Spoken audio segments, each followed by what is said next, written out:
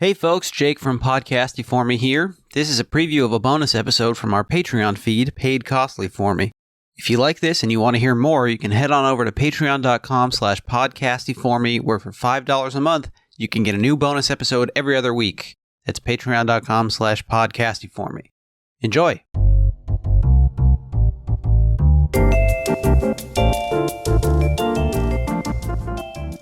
My kind of like general soapbox take on like hyperfemininity as a process is that I don't think, to your point, I think it's important knowledge and language to understand. And I also think that it's not inherently evil to enjoy expression of hyperfemininity. And I don't think it's inherently anti-feminist to like take pleasure in how you present. And whether that comes from like mass socialization or like patriarchy is like less and less relevant to me all the time, because I feel like that's issue number like 7,000 for me. If like somebody likes having acrylic nails, I'm like, that's great. As opposed to like everything else happening. Like I'd love for some things that aren't women's problems to be like, like focused on. And so I think that like expressions of hyperfemininity and kind of like pleasure and play with that, like Legally Blonde does, it's great. I do think that weirdly enough, even though this movie I feel like is more of a third wave feminism take than maybe ERIN Brockovich, it is completely like devoid, and this isn't a complaint necessarily, but it is completely devoid of like class consciousness, where ERIN Brockovich isn't. And kind of like the messaging is like how interesting that this beautiful rich woman would be like nice-ish to like the law school like lesbian is like, it's fine for what it is, but I don't think it's not like an intersectional movie, and it's not like a movie that really takes anything into account in those kind of ways. Yeah, I think it's a which great, it doesn't have to be, but it's a great point. The film transplants the setting from Stanford Law School to Harvard Law School with no effort whatsoever, no Boston accents, there are no black people allowed in Palo Alto. There are black people in Boston, but don't worry, we're not going to show any of them on the screen.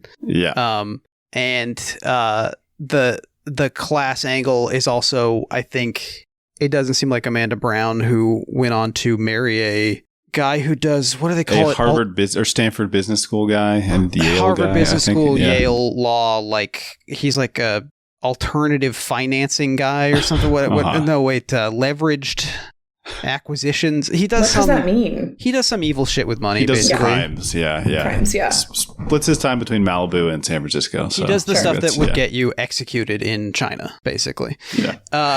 So I don't think she has class consciousness. Like I don't think she's literally conscious of the concept. So I suspect that might be where that comes from. But one of the things that I think is interesting across both ERIN Brockovich and Legally Blonde, to your point, Veronica, about this not being like inherently evil, is that their hyperfemininity and sexuality, which Brockovich has a lot more of that than Elwood, seems to be kind of she's like Barbie in a very anatomical sense. Like she seems to have a body explicit, like she has a body the way she has a chihuahua, like that she's not showing it off to try to really like get anyone's sexual attention.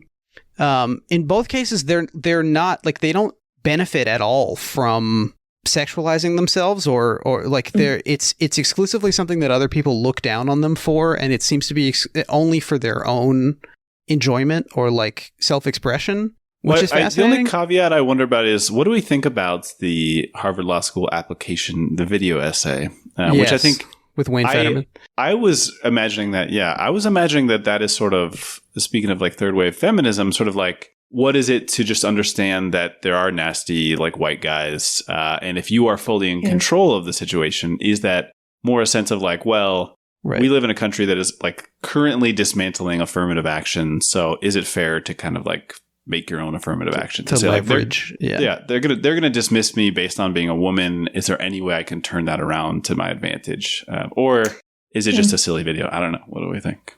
I mean, their response is really cryptic, because there's like, it's hard to read, and it's sort of in the way that the movie is almost like for children, where like they're sort of hot under the collar, but you don't really get the sense of them. They're not slapping the table like a cartoon wolf, you know. They're like, they don't really know what to do with this thing. They sort of act like Spock when he starts to go through puberty in whichever Star Trek movie that is. Like, they don't know what they're doing. Sorry, Veronica, you were about to say something. No, I think, I think it's like an interesting question that I don't really have an answer to, of like, if you feel good doing it and it's a tool, does that make it bad? I don't know. Right. And it's actually what you said earlier about her work as Tracy Flick in Election being like making it harder for her to get this role is actually a little surprising to me, because I see them as kind of like two sides of a differentish coin, where they're both pretty, like, they're kind of strivers and they'll kind of do whatever it takes to get where they need. Yeah. And they're type A, and there is like a very strange, like, icky sexual element to Election. And I love that movie. But I think like that like utilization of femininity, whether it's like this like brittle, intense schoolgirl act, or this like kind of like super functional sorority sister, is like, to me, I don't know. I feel like to me it shows that there's like a lot of there's so many different ways to kind of interpret what femininity means and like feminine wiles are.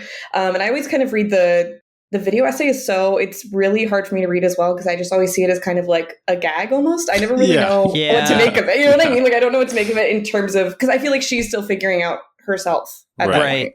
Yeah, it's great point. I mean, maybe it's just the change of climate from CULA, as they call it, to Cambridge, but like, she doesn't seem like a bikini person at any other point in the movie, and it almost feels like interesting. Yeah. Like, was this a mandate for the trailer?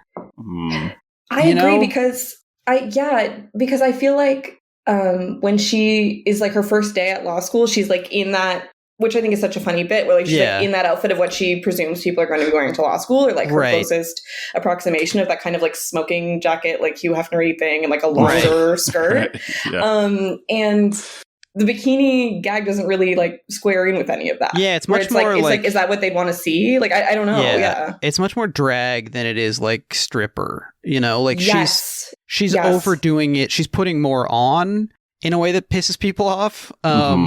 But she's not like, and to be clear, I think that any of these directions are fine, although I would want everyone to dress comfortably for the weather. That's all. And make sure to use sunscreen. Yes. Melanoma isn't impressed, you know? Yep. But she's not, the movie, I think, like, it wants, maybe just like as a studio, you can feel the studio note. Like, it wants the boyfriends who got dragged to the theater to be like excited to get to lust over this woman, even if that never shows up in the movie. And whereas ERIN Brockovich, I think maybe just by merit of being about a real person who can look up photos of her and she's dressed like that, is more like she's showing herself off more than she's showing off her stuff. Yeah. Right. Want to hear the rest of the episode? Go to patreon.com/podcasty for me and sign up for just $5 a month. We're sorry we do this.